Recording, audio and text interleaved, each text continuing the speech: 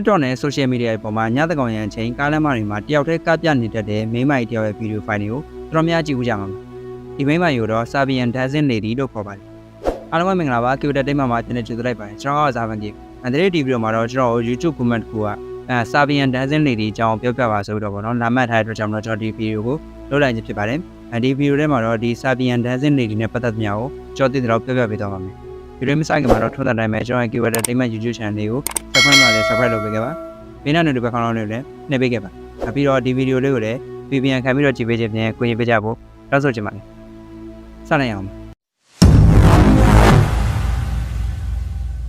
ညတကောင်ရန်ချိန်ကားလမ်းမတွေပေါ်မှာတယောက်တည်းကပြနေတဲ့ဒီ Sabian Dancing Lady လို့ခေါ်တဲ့မိန်းမရဲ့ဗီဒီယိုဖိုင်တွေကပေါ့နော်ကျွန်တော်တို့2023ခုနှစ်လောက်ကစပြီးတော့ social media ပေါ်မှာစတင်ပြန့်နှံ့နေတာဖြစ်ပါတယ်ဒီမိန်းမကြီးကဘာလို့လဲဘာလို့ကပြနေရလဲဆိုလို့ရှိရင်သူ့ရဲ့ဇာတ်လမ်းကိုစရမယ်ဆိုလို့ရှိရင်တော့ပေါ့နော်ကျွန်တော်တို့ဆာဗီးယားနဲ့ခရိုအေးရှားတို့လိုနိုင်ငံတွေကနေပြီးတော့စတင်နေတာဖြစ်ပါတယ်အဓိကပြောမှဆိုရင်တော့ဆာဗီးယားနိုင်ငံကစတင်နေတာဖြစ်ပါတယ်သူကပြနေတဲ့အကာကဆာဗီးယားနိုင်ငံရဲ့ရိုးရာအကာလို့ပြောလို့ရပါတော့ဆာဗီးယားလူမျိုးတွေရဲ့ရိုးရာအကာဖြစ်ပါတယ်ဒီအကာကလက်နှစ်ဖက်ကိုမြှောက်ထားပြီးတော့ပေါ့နော်ခြေထောက်ကိုဘယ်ညာခိုးစောတဲ့ရိမ့်ပြီးကရတဲ့အကာမျိုးဖြစ်ပါတယ်ဒီမိမကြီးကိုဆာဗီးယားနိုင်ငံမှာညသကောင်အချိန်လမ်းမပေါ်မှာတွေ့ပြီဆိုလို့ရှိရင်တော့အတက်နိုင်ဆုံးအကောင်းဆုံးပေါ့နော်အကောင်းဆုံးတော့အမြန်ဆုံးထွက်ပြေးဖို့လိုပါတယ်ဘာလို့လဲဆိုတော့ဒီမိမကြီးကတာမန်မဟုတ်ဘဲနဲ့သူ့လက်ထဲမှာလည်းဓာတ်တူတစ်ချောင်းတစ်မြောင်းတစ်ချောင်းကိုအမြဲတမ်းမသိမသာပေါ့နော်ကိုင်ဆောင်ထားတယ်ဆိုပြီးပြောကြတယ်သူကနေတာကိုဒါကြည့်တဲ့သူတွေကိုလည်းသူကအိတ်ထားနဲ့မသိမချင်းလိုက်တက်တယ်ပေါ့ဗျာလိုက်ထိုးတယ်လိုက်တက်တယ်ဆိုတော့အဲ့လိုမျိုးပြောကြတယ်ပေါ့ဒီလိုမျိုးဒဏ္ဍာရီတွေကဆာဗီးယားနိုင်ငံကဇာဘာဒီလို့ခေါ်တဲ့မြို့တွေမှာအဓိကစတင်နေတာဖြစ်ပါတယ်ဒဏ္ဍာရီကတော့ဒီမိန်းမကြီးကအဖွားကိုတယောက်ဖြစ်ပြီးတော့စိတ်မနှံ့နဲ့ပေါ့နော်စိတ်ကျမ်းမာရေးခံစားနေရတဲ့စိတ်ဝေဒနာရှင်မျိုးသမီးတယောက်ဖြစ်တယ်လို့ဆိုကြပါတယ်ဒါမှလည်းဒီဒဏ္ဍာရီနဲ့မတူတဲ့တခြားပွဲပြတဲ့စတိုရီတွေလည်းရှိတယ်ပေါ့နော်တချို့ကြောက်လည်းဒါကအဖွားကြီးမဟုတ်ဘူးတာမန်လူလက်ပိုင်းရွယ်အမျိုးသမီးတယောက်ဖြစ်တယ်လို့ပြောကြတာရှိပါတယ်2023ခုနှစ်ကစပြီးတော့ပေါ့နော်သူနဲ့ပတ်သက်တဲ့သတင်းတွေကကောလာဟာလာလိုတကယ်လိုနဲ့ online ပေါ်နေမှာရောဘယ်လိုခေါ်မလဲတက်ဆင့်စကားတက်ဆင့်နာနဲ့ရောရန်အောင်ပြန့်နှံ့ခဲ့ပါတယ်အဓိကတော့ကျွန်တော်ပြောသလိုပဲဆာဗီးယားနဲ့ခရိုအေးရှားနိုင်ငံတွေမှာအဓိကပြန့်နှံ့ခဲ့တာဖြစ်ပါတယ်တချို့တွေရဲ့ပြောကြားချက်အရတော့ဒီမျိုးသမီးကတရေသစေဝင်ခံထားရတာဖြစ်ပြီးတော့ပေါ့နော်သူကလမ်းနဲ့ကောင်မှာအဲ့လိုညသကောင်ရဲ့အချိန်ထွက်ပြီးတော့ကပြနေတယ်လက်ထဲမှာလည်းဒါဓမြောင်တစ်ချောင်းပေါ့နော်မသိမသာကိုင်ဆောင်ထားတယ်သူကတာကိုလာကြည့်တဲ့သူ့ကိုအတန်ပေးလိုက်လို့ရှိရင်ပေါ့နော်သူ့ကိုအတန်ပေးလိုက်လို့ရှိရင်သူကအဲ့အတန်ပေးတဲ့လူကိုလုံးဝမသိမချင်းလိုက်ပြီးတော့တတ်တယ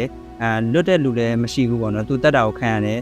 ်လွတ်တဲ့လူလည်းမရှိဘူးဆိုတော့ပြောကြတာရှိပါတယ်တကယ်တော့ဒါတွေကကောလာဟာလာတတ်ပဲဖြစ်ပါတယ်ဘာလို့လဲဆိုတော့ဆာဗီးယားနိုင်ငံမှာရောခရိုအေးရှားနိုင်ငံမှာပါယနေ့အချိန်ဒီ Sabian Dancing Lady ရဲ့တပ်ဖြတ်မှုကြောင့်တိတ်ဆုံးသွားတဲ့လူတက်မှုယနေ့အချိန်မရှိသေးပါဘူးဒါကြောင့်ဒီ Sabian Dancing Lady နဲ့ပတ်သက်တဲ့ online ပေါ်ဗီဒီယိုဖိုင်တွေကအတူတွေပဲဖြစ်ဖို့များပါတယ်ဘာလို့ကျွန်တော်ဒီလိုပြောရတယ်ဆိုလို့ရှိရင်ဒီ Sabian Dancing Lady ကိုရိုက်ထားတဲ့ဗီဒီယိုဖိုင်တော်တော်များများကအနောက်ဘက်ကနေပြီးတော့ပဲရိုက်ထားတာများပါတယ်အရှေ့ဘက်ကရိုက်ထားတဲ့ဗီဒီယိုနည်းငယ်လေးရှိတယ်ပေါ့နော်ဒါပေမဲ့ဗီဒီယိုတိုင်းတို့လုံးကဒီမိန်းမကြီးရဲ့ညနာကိုအဓိကအသားပေးပြီးတော့ဖော်ပြထားတာမျိုးရှိပါဘူးကျွန်တော်ရှေ့ကပြောခဲ့သလိုပဲပေါ့နော်ဒီ Sabian Dancing Lady နဲ့ပတ်သက်ပြီးတော့မျိုးပြောကြတယ်ပေါ့တချို့ကြောက်လည်းဒါကစိတ်ဝေဒနာခံစားနေရတဲ့အဖွားကိုတယောက်ဖြစ်တယ်တချို့ကြောက်လည်းတာမန်လူလက်ပိုင်းမျိုးသမီးတယောက်ဖြစ်တယ်ပေါ့နော်တချို့ကြောက်လည်းဒါတရက်သစီဝေဖို့ခံထားရတဲ့ဘယ်လိုပြောမလဲမိန်းမတယောက်ဖြစ်တယ်ဆိုလို့ပြောကြတယ်ပေါ့နော်ဒါကြောင့်လည်းသူကတွေ့တဲ့လူသူ့ကိုလာပြီးတော့လာကြည့်တဲ့သူပြီးတော့သူ့အတန်ပေးတတ်တဲ့လူဆိုလို့ရှိရင်တော့လိုက်ပြီးတော့သူ့လက်ထဲမှာပါတဲ့ဒါနဲ့မသိမချင်းအောင်လိုက်ပြီးတော့တတ်တယ်ပေါ့နော်သူ့လက်ကလည်းလွတ်တဲ့လူတယောက်မှမရှိဘူးလို့ပြောကြတယ်ပေါ့ဒါပေမဲ့ယနေ့အချိန်ထိတော့ဒီ Sabian Dancing Lady တက်လို့သိပါတယ်ဆိုတော့လူတက်မှုမျိုးတော့ယနေ့အချိန်ထိဘယ်နိုင်ငံမှာမှမရှိသေးဘူး2023ခုနှစ်တုန်းကဒီ Sabian Dancing Lady ရဲ့ကြက်ကဘယ်တော့နာမည်ကြီးခဲ့တယ်ဆိုရင်ကျွန်တော် Sabian နိုင်ငံမှာပေါ့နော်အထူးဖြင့်ဇာဘာဒီမြို့ပါဝင်ပေါ့ Sabian နိုင်ငံနေရာတော်တော်များများမှာညမထွက်ရအမိန့်တွေကိုပါထုတ်ပြန်ခဲ့ရတဲ့အထိနာမည်ကြီးခဲ့ပါတယ်ဘယ်လိုပဲဖြစ်ပါတဲ့အနေနဲ့ဘယ်နိုင်ငံမှာပဲရှိရှိဒီလိုမျိုးညသကောင်ရဲ့အချိန်လမ်းမပေါ်မှာဒီလိုမျိုး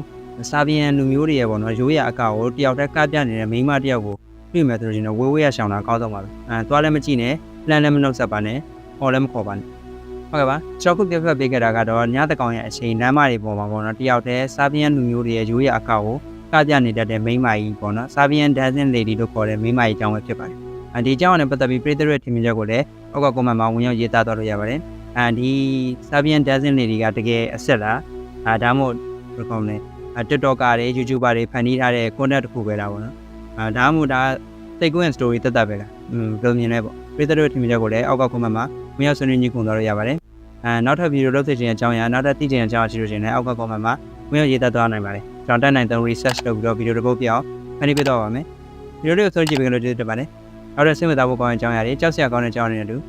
ပြန်လာခဲ့ပါဦးမယ် bye bye